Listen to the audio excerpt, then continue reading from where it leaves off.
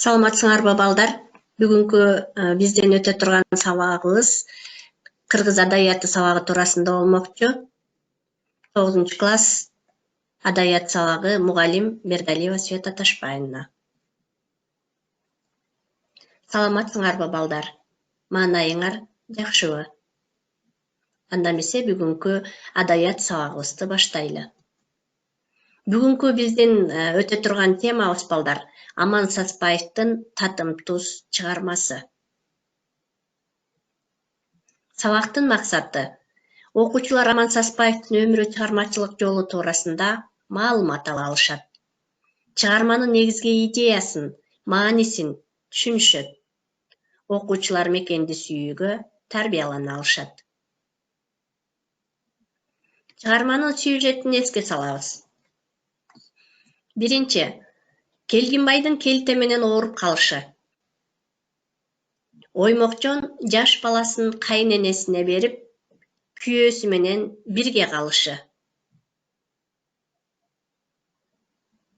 Оймокчондун күйөөсүн эптеп айыктырып, алардын 30 жылдан ашуун жашап калышы өз жерине келүүгө чек ара жабык болгондуктан өтө албай калганы.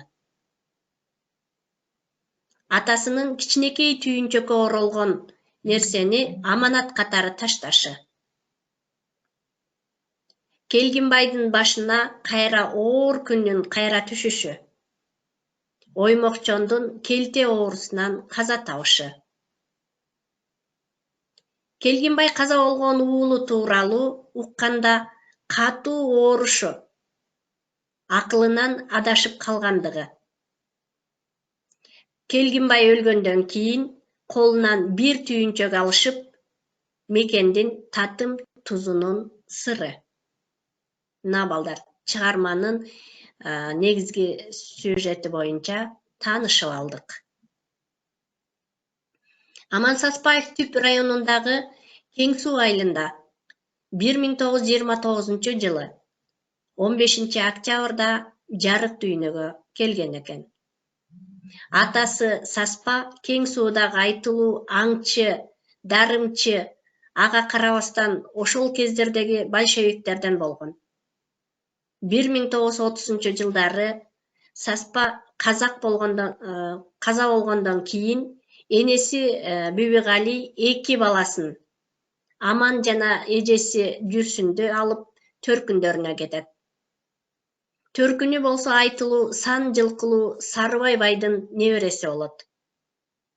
1930 жылдардагы коллективдештирүү мезгилинде Аман Саспаевдин энеси да бай манаптын тукуму эсептелип, жаңы уюштурулуп жаткан колхозго алынбайт.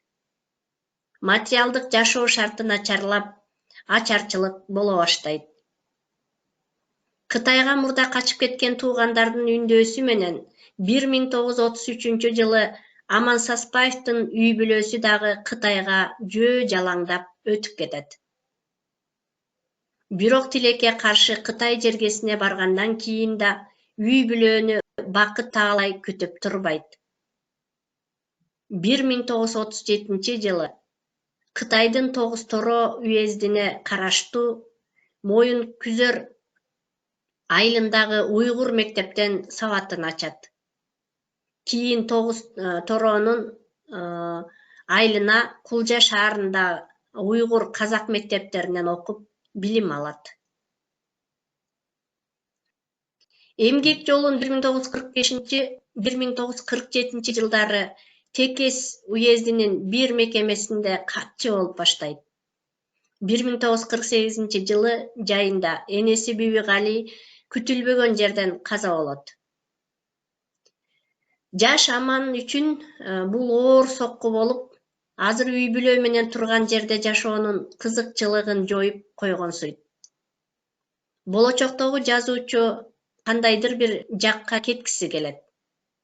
Баарынан да окуп, билим алсам деген ички тилек, жан жеген дарт жай алдырбаган соң эңсөөгө айланат.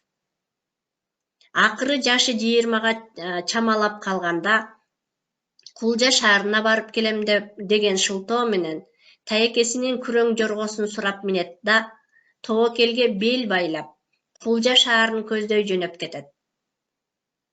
Кудалаштырып жаткан 16 жашар келечек колуктусун иштеп жүргөн кызматын, колун караган үй бүлөсүн жерге уруп баса берет.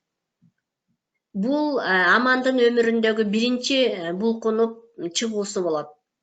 Акыры бир күнү ушундай иштегенинде гана жаңы жай табаарын билет. Аман Саспаевдин чыгармачылык ишмердиги 1947-жылдары башталып, казак тилинде, ырлар уйгур тилинде прозалык чыгармаларын жазып, мезгилдүү басмаларда жарыялап турган. 1966-жылы туңгуч аңгемелер жыйнагы Гүлкайыр деген ат менен Кыргызстан басмасынан жарык көргөн. Аман Саспаев 1967-жылдан СССР Жазуучулар союзунун мүчөсү жана ошондой эле ал аңгемелерди орус, француз, кытай, латыш, татар, башкыр, казак, уйгур тилдерине которгон. Ал чыгармаларын уйгур, казак тилдеринде да эркин жазган. Аман Саспаев балдар Москвадагы Максим Горький атындагы жогорку адабий курсту бүтүргөн. Аман Саспаев 86 жаш курагында каза болгон. Аман Саспаев боюнча кызыктуу фактылар. Түгөлбай Сыдыкбеков менен туугандык байланышы болгон. Ал Кытай кызына үйлөнгөн. Чүрпөсү чек арада чарчап калган. Куугунтукка кабылып, өз кесиби менен иштебей, башка жумуштарга жиберилген деген маалыматтар, фактылар айтылган. Аман Саспаевдин татымтуз чыгармасы суу айрыгына жакын саздакка чыккан кыяк чөптү ыктап, жалгыз түтүн кыргыз жашаган. Эзелтен эле жергиликтүү дыйкан уйгурлар конуш тээп, төшкө такай соккон корук тамдын калдыгынан башка ал жерде дагы бул күнгө чейин 4 түтүн уйгурдун эски тамы сакталып калган. Уездик шаар мындан алысыраак жерге жайгашкан. Бирок көндүм адат катары ага каттаган жөө базарчылар көп деле кыйналуучу эмес. Элдин айтымына караганда, илгерки бир жылдары көл кыргыздары ушул жакка ооп келип кайткан эмиш. Ошолордон Келгинбай аттуу бир түтүн кыргыз ушул жерди мекендеп калып калган экен. Дал ушул оор апат Келгинбай чалдын кемпири Оймокчонду жалмап жолго түшөт. Шоордуу чал кемпирин шейшебине ороп көмөт. Көр казып жан баккан киши менен чалдын кошунасы жана өзү болуп Оймокчондун сөөгү 3 эле киши жерледи. Кемпирин көмүп, топурагын чочойтмуш болгондон кийин ал мүрзө башында күңгүрөнүп узакка отурат. 40 жылга жуук бирге жашаган жары менен түбөлүккө коштошуу оңойбу.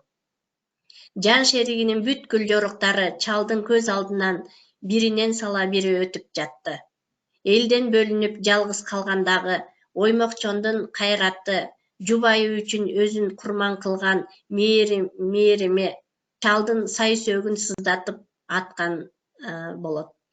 Чынында эми ал жалгыз кемпири менен гана эмес, жашоонун жылуу коюну менен да коштошуп жаткан. Мына балдар, Аман Саспаевдин татымтуз чыгармасы туурасында биз слайдтан кыскача түшүнүк алалы. Саспаевдин татымтуз аңгемеси Келгинбай карыя туурасында болмокчу. Аңгеме бир жагынан эл жеринен ажыраган адамдын трагедиясын, экинчи жагынан ошол эч кимге белгисиз карапайым кыргыз карыясынын мекен, эл жөнүндө кандай бийик жана таза сезимдерди алдейлеп, кандай улуу сагыныч, сөз жеткис кусалык менен жашап өткөнүн баяндайт. Алыскы Кытай жергесиндеги уйгурлар жашаган жерде 30-дун орто белинде Келгинбай деген жалгыз үйлүү кыргыз келип, бир нече жыл жашап калат. Үрккөн эл тууган жерге кетебиз деп каманганда, ал катуу ооруп, орто жолдо калат. Мекенге кетээр алдында Келгинбайдын атасы сакалынан ылдый жашын куюлтуп, келини оймокчонго жарык дүйнөдө жалгыз балам эле. Ал сага аманат. Мага топурак өз эле өз жерден буйрсун. Неберемди энеңдин этегине салып бер балам, жыттап жүрөйүн дейт. Оймокчон элге көргөзбөй көз жашын көлдөтүп, баласын кайнесине берет. Боо түйүнчөктү катып коюп, коку сары бурулуп кетсе, сууга эзип оозуна атабыз. Айыгып мал болсо колуна бер, дейт жөнөп жатып кайнатасы. Суусу түгөнбөптүр, Келгинбай келтеден айыгат. Бирок чек ара жабылып, элине кетүүгө кеч болуп калат. Арадан 30 жылча убакыт өтүп абышка болгондо, анын башына кайрадан оор кайгы түшөт. Кытай элин бүт келте каптап, Аманат Келгинбайдын кемпири оймокчонду алып тынат. 40 жыл бирге жашаган жан шериги жары менен түбөлүккө коштошот. Чындыгында ал кемпири менен гана эмес, турмуштун жылуу койну менен коштошуп жаткансый. Мына ушул кайгылуу эпизоддо "О, Кудурет, тарт аманатыңды, эми коркулар көрбө" деп көз жашын сакалынан ылдый куюлтуп, ботосу өлгөн каймалдай боздоп, ыйлап турган чалдын аянычтуу абалы көз алдыңа көпкө кетпей турат. Бул жөнүндө жазуучу, эгер кишилерде үмүт деген нерсе жок болсо, анда эч качан кайрат бүтпөк эмес. Өмүр өзүнүн канчалык кайгы касиретин берип койсо да, үмүт менен убакыт алдында алар эч качан дармансыз деген жыйынтык чыгарат.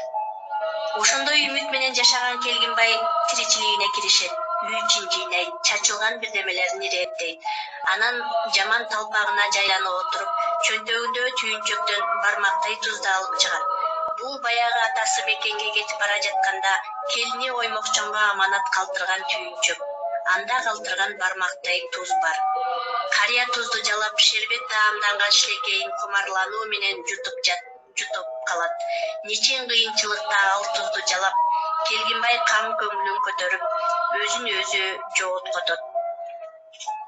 Чыгарманын 2 бөлүмүндө оймокчон 2 уул, 1 кыз төрөп, алардын экөө чарчап, Эшбол аттуу баласы касиреттүү чалга эрмек болуп аман калганы, анын окууну бүтүп мугалим болуп иштегени, анан комендантчылар аны кармап кетип, ошол бойдон дайыны чыкпай кеткени жөнүндө сөз болот.